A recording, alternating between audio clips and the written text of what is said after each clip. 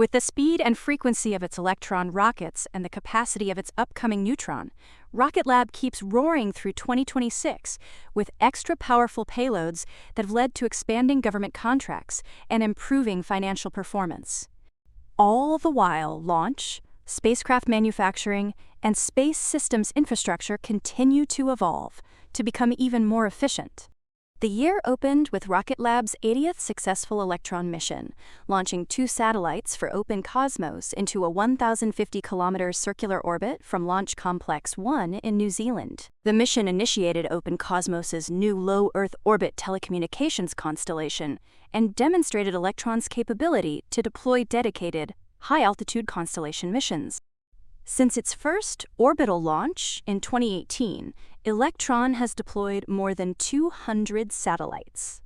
Rocket Lab now operates 3 launch pads across New Zealand and Virginia, enabling commercial, civil, and national security missions with high responsiveness.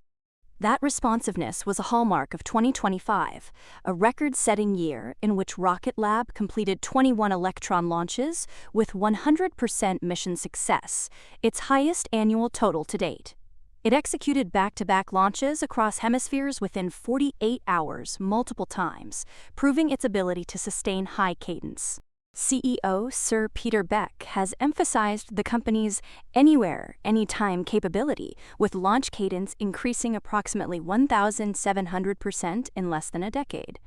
Electron has become the most frequently launched small orbital rocket globally, and Rocket Lab now ranks as the 3rd most active launcher worldwide and 2nd in the US behind SpaceX. This combination of speed and reliability has led to a potent selling point and growing national security relevance. In December, it launched the U.S. Space Force's STPS-30 mission 5 months ahead of schedule, deploying 4 DiskSat spacecraft. Rocket Lab also secured its largest contract ever, with an $816 million award from the Space Development Agency, SDA, to design and build 18 satellites for the Tracking Layer Tranche 3 program under the Proliferated Warfighter Space Architecture. Including options, the award approaches $1 billion.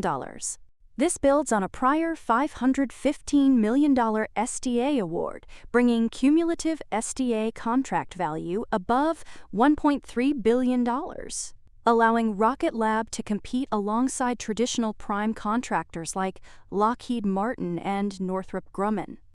So it wasn't as much of a shock when Rocket Lab won a record-setting contract exceeding $1 billion under the Golden Dome program. Internationally, it received funding from the Canadian Space Agency to develop a new medium-class reaction wheel, expanding its spacecraft component portfolio. Its reaction wheels have already flown on more than 300 satellites.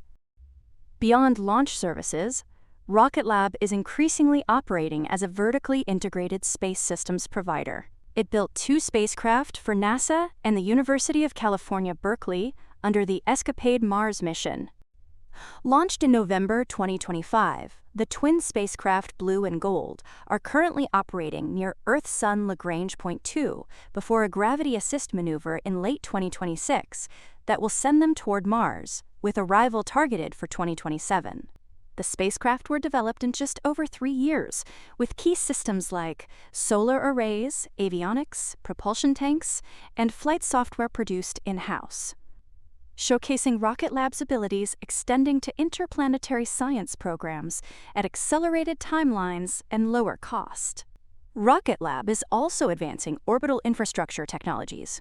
Its Photon spacecraft will support NASA's LOXSAT cryogenic fuel demonstration mission this year, testing zero-loss storage of liquid oxygen in orbit to enable future propellant depots. In other power projects, new silicon solar arrays are designed to power future space-based data centers at gigawatt scale. These arrays reduce dependence on gallium arsenide and germanium supply chains and leverage Rocket Lab's vertically integrated semiconductor manufacturing, including a $23.9 million CHIPS Act award to expand production in New Mexico. Then, to become even more of a space heavyweight, preparation is underway for the debut of its medium-lift Neutron rocket. Designed to carry up to 13,000 kilograms to orbit, Neutron features a fully reusable first stage and an innovative captive Hungry Hippo fairing that remains attached during flight and landing.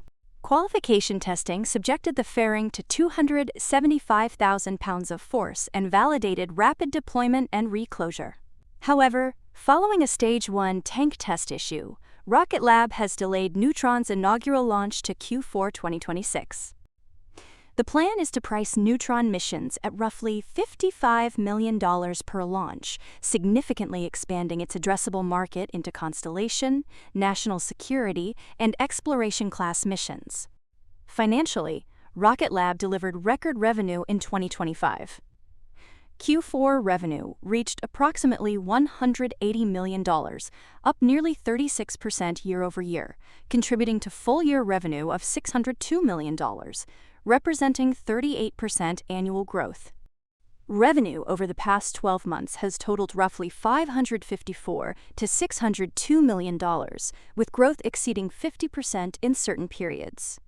Backlog reached a record $1.85 billion, up 73% year-over-year. Adjusted EBITDA margins improved year-over-year, though GAAP losses continued due to heavy investment in Neutron development and general expansion. As a result, free cash flow was negative in the latest quarter, reflecting capital-intensive growth initiatives. Nonetheless, Rocket Lab still remains liquidly fueled, with more cash than debt. In regards to manufacturing capacity, acquisitions like that of Precision Components Limited in New Zealand, which was renamed to the Auckland Machine Complex, contribute to scaling of Electron and Neutron production. Other acquisitions involve geost and optical support, expanding payload and optomechanical capabilities. Efficiency has also been gained since Launch Complex 1 is being expanded to allow parallel processing of up to 3 launch vehicles, and regulatory approval in New Zealand now permits up to 1,000 launches. Supporting more launch volume is crucial, with more commercial demand, such as a recent multi-launch agreement with Black Sky for 4 additional Electron missions to deploy its AI-enabled Gen 3 Earth observation satellites, bringing total Electron launches for Black Sky to 17. That's why, in the bigger picture, Neutron's delay isn't that big of a deal, in the face of steady long-term growth prospects tied to defense constellations and constantly improving vertically integrated manufacturing.